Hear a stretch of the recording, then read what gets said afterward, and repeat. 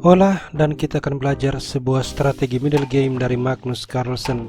Apa yang harus dilakukan jika lawan merusak formasi pion sayap menteri kita. Sebagai ilustrasi, mari kita melihat permainan Magnus saat melawan Anish Giri. Game dibuka Magnus dengan English opening, pion E5, kuda C3.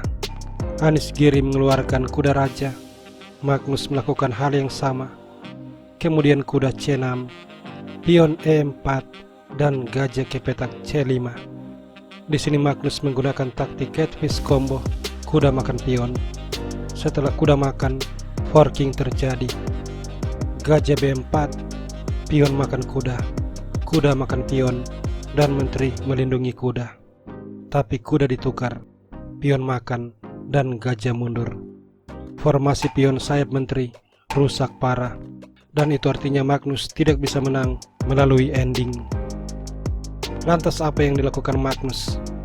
Di sini dia memiliki sebuah strategi, yakni dia akan memaksa Anish Giri rokade ke sayap menteri, tempat di mana Magnus memiliki kelemahan posisional.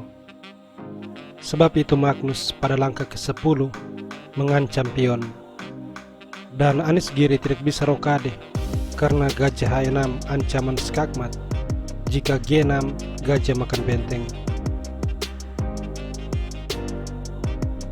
Karenanya pada posisi ini, Anish Giri terpaksa melangkah G6. Tapi gajah tetap ke H6, mencegah rokade. Pion D6, gajah E2. Gajah E6, benteng D1. Menteri D7. Dan Magnus menukar pion. Pion makan. Lalu kedua belah pihak rokade. Sekarang kerusakan formasi pion Magnus tertutupi dengan adanya file B yang bisa digunakan untuk menyerang raja. Di sini Magnus menarik gajah menyerang pion. Dan setelah menteri A4, menteri F3 bersiap untuk menyerang pion B.